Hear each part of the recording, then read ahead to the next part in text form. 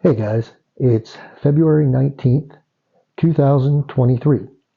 I'm Matt, and I wanted to talk today about the upcoming recession and how you can prepare yourself and your family for what is likely to be a really nasty recession coming up in 2023. Now, many of you may not remember, or have lived through it. Some did, some didn't, and some got hammered by the 2008 recession. Well, several older people, me included, uh, had gone through the 2008 recession and got pretty crushed by it. At the time, I was flipping properties, and in 2008 and 2009, I ended up losing a condo that I had, and it wasn't fun, let me tell you. So, I'm going to give you some things that I'm doing to prepare for the upcoming recession that I believe is going to be here sometime this year, maybe into next year. And you want to be prepared and be ready for it. Now, I don't want to go through the same issues that I had in 2008, 2009.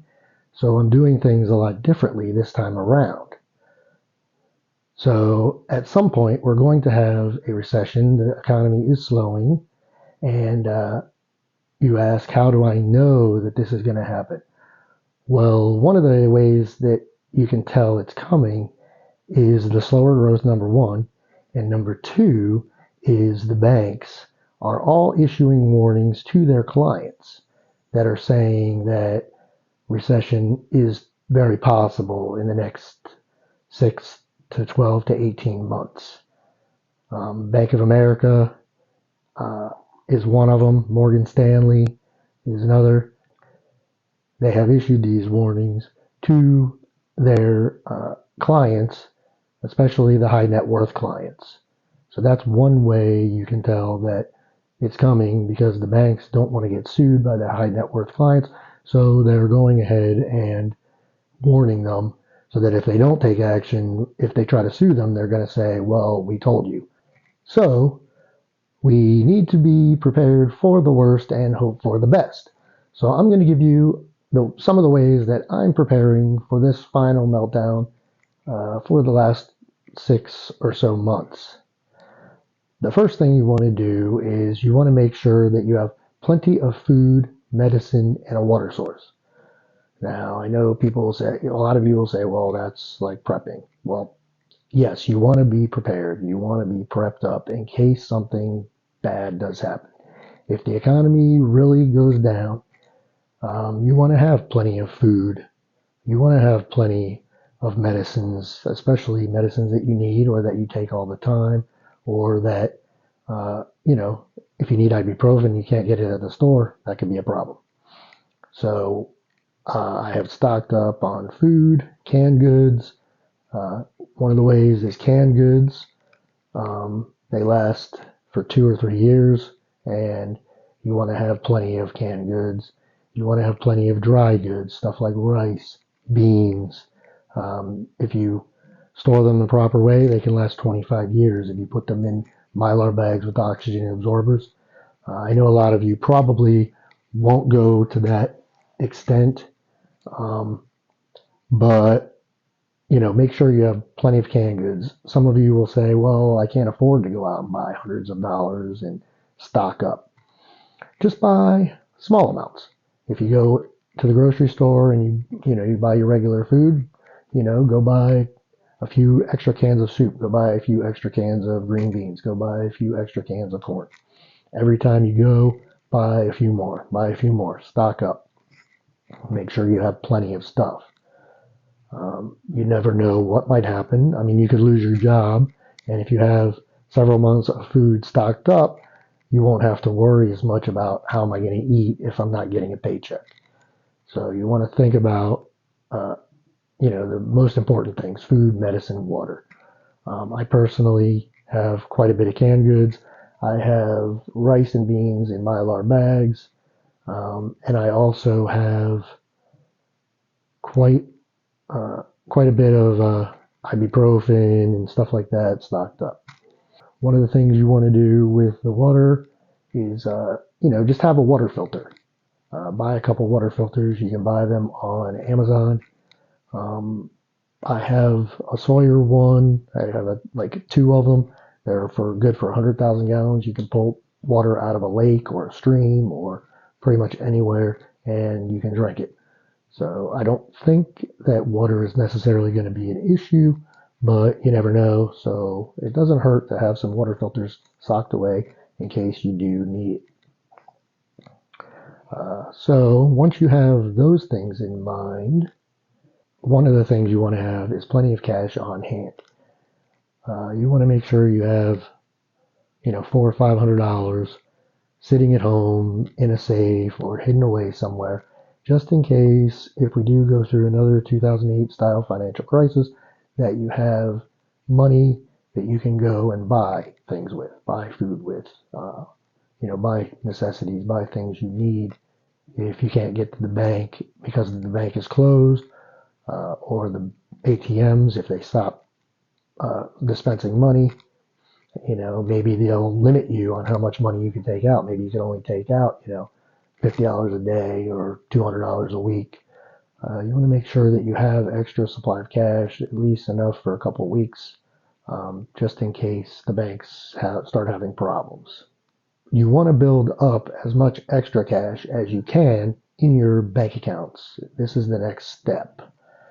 After you have the food, water, and you are feeling secure, you want to see about making more money or at least saving up some money so that when the bargains come during the depths of the next financial crisis, that you can take advantage of it.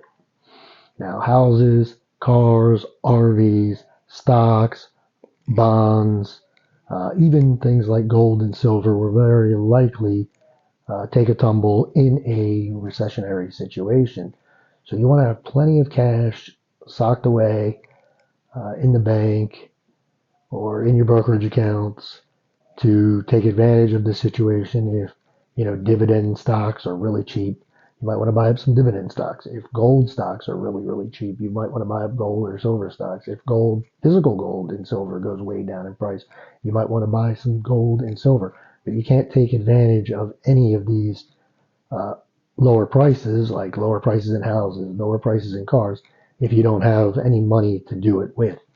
So you want to make sure that you save up some money here going into 2023 and into the later parts of the year, so that when the financial crisis does start to get bad and everybody else is panicking, you can be looking around for bargains and trying to make money off the panic and off the crisis.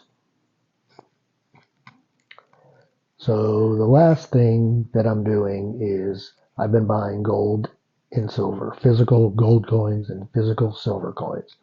Now I know a lot of you will say, well, I can't afford that. Well, you can afford to buy some silver coins, some silver ounces, some silver rounds. They're only like 25 bucks. So you can sock away, a couple $100 and maybe silver goes down and you can buy silver rounds for $22 or $23. And so you go buy $100 worth every couple months. This is another form of insurance. And if the dollar crashes in value, then gold and silver is going to be worth a lot more. So you want to make sure you have that as insurance, gold and silver as insurance. Gold, you can buy gold too pretty cheaply if you buy, small gold coins.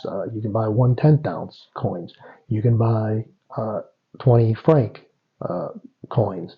So, there's really no excuse to not have some gold and have some silver socked away, hidden away in your house somewhere or in a safe, so that you're prepared for this next financial meltdown, which I do believe is going to be soon.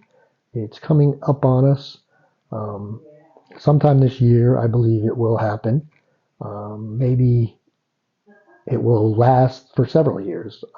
Probably it'll last 12 to 18 months. And you want to be prepared just in case. Another thing with gold and silver is the reason why you want to buy it is because central banks are buying it. We've had most buying of gold by central banks in 55 years. So that should tell you something. What do they know? What do the central banks know that we do not know, that nobody is telling us?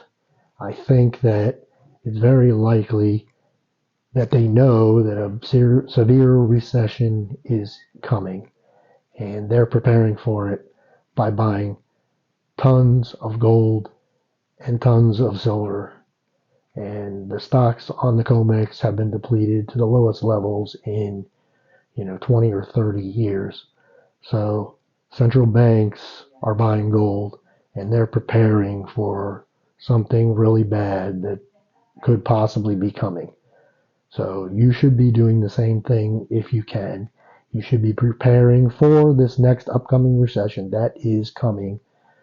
I can't tell you exactly the time. Nobody can. If they tell you, oh, it's going to happen tomorrow or next week or in 6 months, they don't know. They're just telling you something they don't know the answer to, because nobody really knows when it will happen.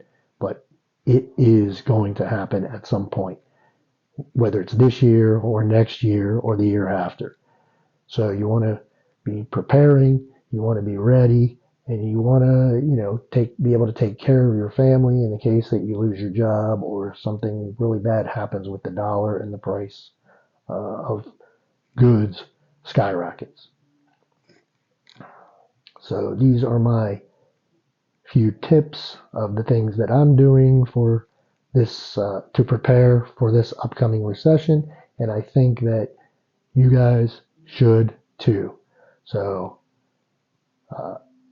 have a good day, have a good week, and I'll see you soon. Bye.